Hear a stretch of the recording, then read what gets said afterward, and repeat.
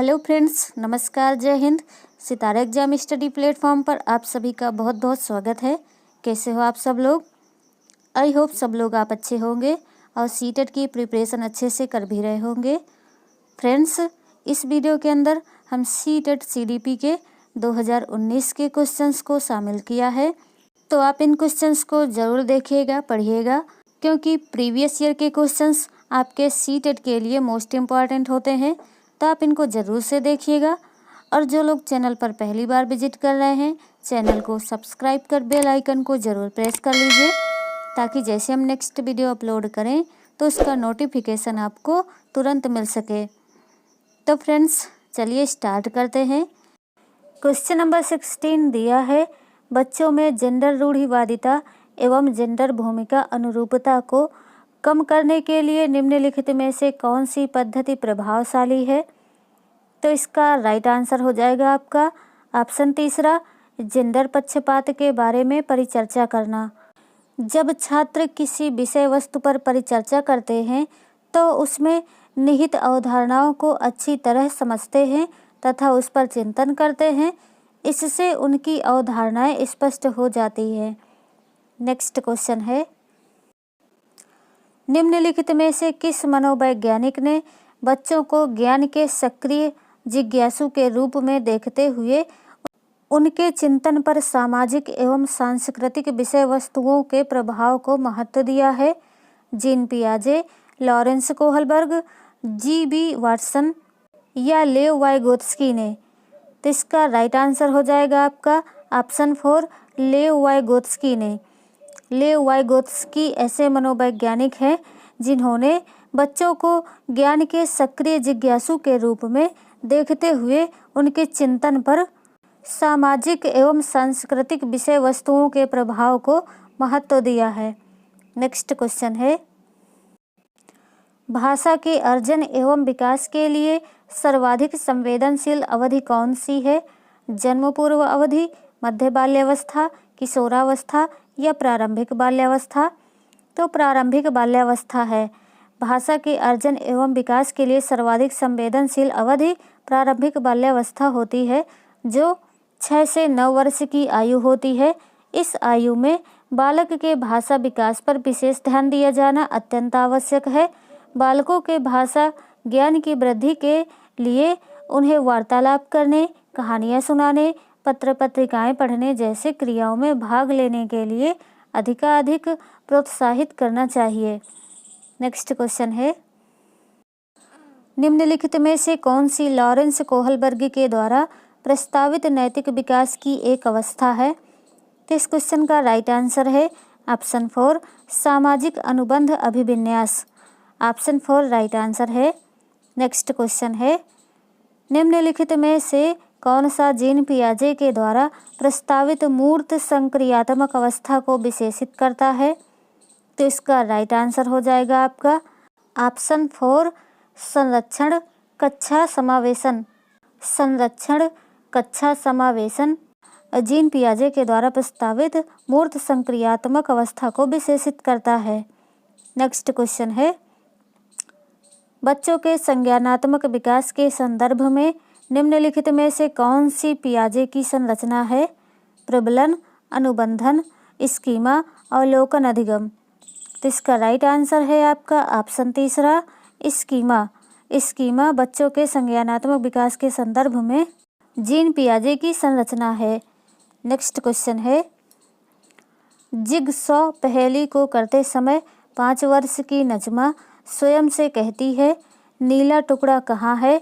नहीं, यह वाला नहीं, गाढ़े रंग वाला, जिससे यह जूता पूरा बन जाएगा।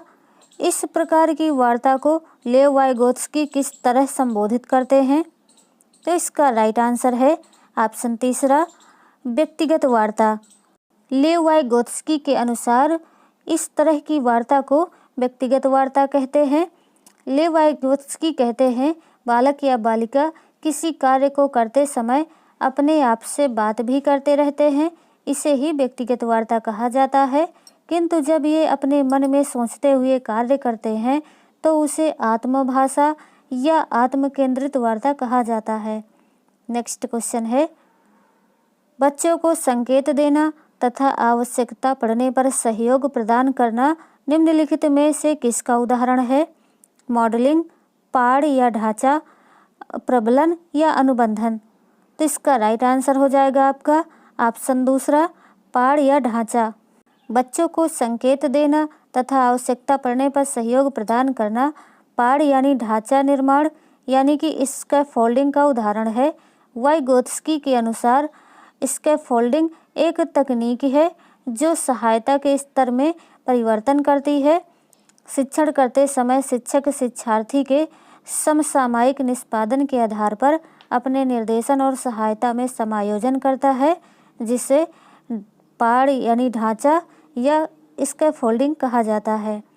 नेक्स्ट क्वेश्चन है, रूही हमेशा समस्या के एकाधिक यानी एक से अधिक समाधानों के बारे में सोचती है। इनमें से काफ़ी समाधान मौलिक होते हैं। रूही किन गुणों का प्रदर्शन कर रही है? तो इसका राइट आंसर हो जाएगा आपका ऑप्शन थर्ड, सृजनात्मक विचारक। वह सृजनात्मक विचारों का प्रदर्शन कर रही है। सृजनात्मक का संबंध प्रमुख रूप से मौलिकता या नवीनता से होता है। किसी समस्या पर नए ढंग से सोचने तथा समाधान खोजने के प्रयास से सृजनात्मक परिलक्षित होती है यानी दिखाई देती है। नेक्स्ट क्वेश्चन है, आकलन का प्राथमिक उद्देश्य क्या होना चाहिए? तो इसका राइट आंसर है आपका ऑप्शन फोर, संबंधित अवधारणाओं के बारे में बच्चों की स्पष्टता तथा भ्रांतियों को समझना। आकलन का प्राथमिक उद्देश्य संबंधित अवधारणाओं के बारे में बच्चों की स्पष्टता तथा भ्रांतियों को समझना होना चाहिए। यानी कि बच्चों का आकलन इसलिए किया जाना चाहिए ताकि यह पता लगाया जा सके कि उनको जो कुछ भी सिखाया गया है उसमें वे कितना सीखे हैं और जो सीखे हैं उनमें कितनी स्पष्टता है। इसके अलावा छात्रों की क्षमताओं, अध्यापक की योग्यता, शैक्षिक कार्यक्रम एवं शिक्षण विधियों की उपयुक्तता की भी जांच आकलन द्वारा की जाती है। नेक्स्ट क्वेश्चन है, निम्नलिखित में से कौन सा बुद्धि के बारे में सही है? तो इसका राइट आंसर हो जाएगा आपका ऑप्शन सेकंड, बुद्धि बहुआयामी है तथा जटिल योग्यताओं का एक समूह है। ऑप्शन सेकंड राइट आंसर है। नेक्स्ट क्वेश्चन है, पठन वैफल्य बच्चों के प्राथमिक लक्षण क्या है? तो इसका राइट आंसर है आपका ऑप्शन पहला, धारा प्रवाह पढ़ने की अक्षमता। पठन वैफल्य का मतलब है धारा प्रवाह पढ़ने की अक्षमता। इसे डिसलेक्सिया भी कहा जाता है। इसके अतिरिक्त भी डिसलेक्सिया के कई लक्षण दिखाई देते हैं, जैसे वर्णमाला अधिगम में कठिनाई, अक्षरों की ध्वनियों को सीखने में कठिनाई, पढ़ते समय स्वर वर्णों का लोप होना या फिर शब्दों को उल्टा या अक्षरों का क्रम इधर उधर कर पढ़ा जाना। ये सभी डिसलेक्सिया के लक्षण हैं।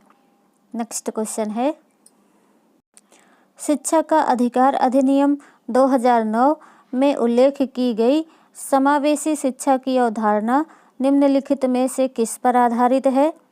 तो इसका राइट आंसर है आपका ऑप्शन पहला, अधिकार आधारित मानवतावादी परिप्रेक्ष्य। ऑप्शन पहला सही आंसर है।